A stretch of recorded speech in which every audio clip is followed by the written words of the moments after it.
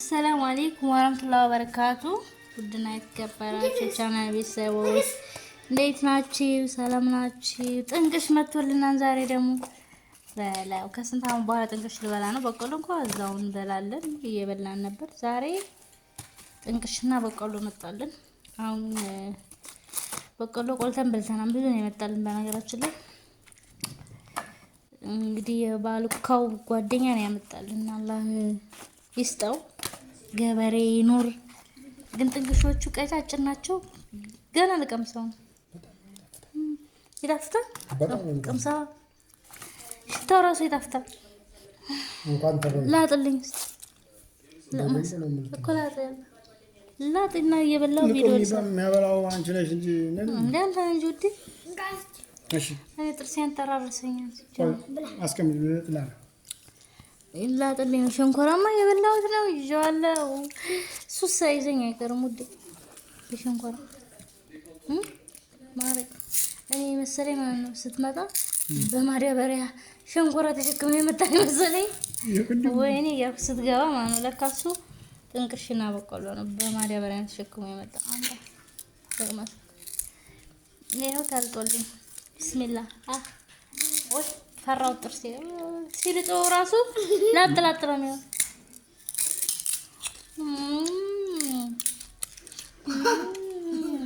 አገራችን ያው መስከረም ጥቅምት ነው ወይስ ጥቅምት ምናምን በቃ ወላሂ ላል ዛሬ ገበሬ ይኑር ስጣቸው። አንቺ ሀውለት ቁረጥና ለትግስት እሺ እሺ እንጂ ያንን እንዲያታደርጉ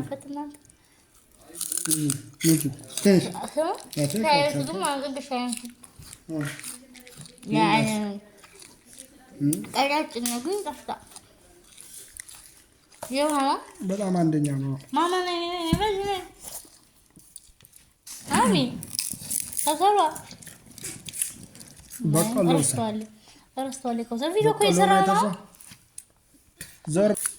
ልጅ ያው ልጅ ያለበት ትግስት አይተፋም። በቀሎ ይሄ የሚጠበስ ነው።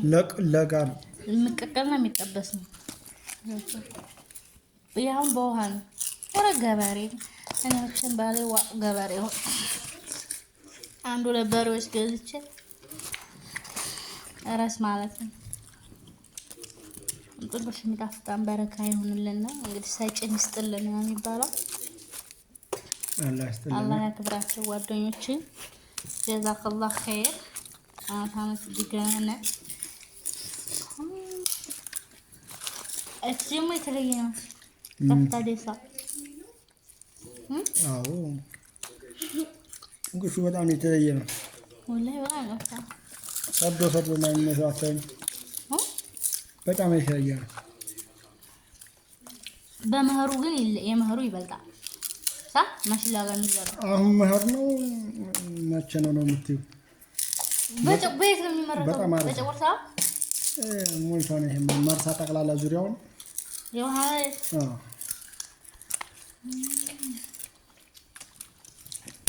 ዛሬ በዋጭ ሜዳ ዙረት ይጀምራል ነው ማንጎ አዝሞ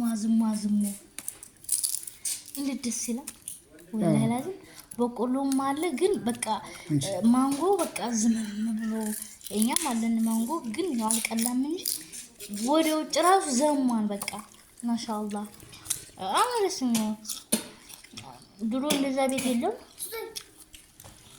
ያው በመሃል ከውሰር እንትን እያለ ቆም ያረኩ ነው ቪዲዮ ከውሰር አብዱ ማለት ነው። አልহামዱሊላህ ያው ለዚህ ቀን ስላበቃን ያው ባሉካ የላጠ ያበላን ነው ትላላችሁ። ጥንቅሹ ሸንኮራው እውነት ይጣፍጣል። ነገ ደግሞ ይሄ ቀረው ነው ቅቅልና ነው ያሽ ቅቅል ወላ ደስ ያለሽ አይ ወላሂ ሲልጡት ራሱ ማን እንዳለ እንትን ነው የሚለው ላጥ ነው እና ወደ ሀገሬ ልጆች እንግዲህ እየመጣችሁ እየበላችሁ መሰለት ነው የሽምብራ ሸት ያው የበላው ነው የማወራው። እየተላጠልን ነው የምንበላው።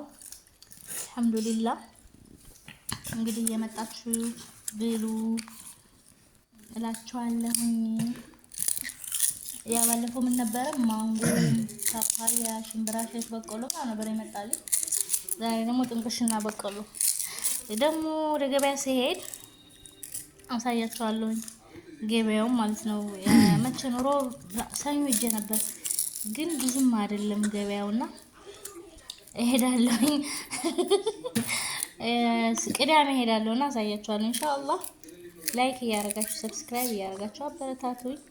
የባልካዬንም አመስግኑልኝ። የላጠ እያበላኝ ነው። ልጆቼም ክብብ ብለውኛል። ሽክራን ጀዛከላህ ኸይር። ባይ ባይ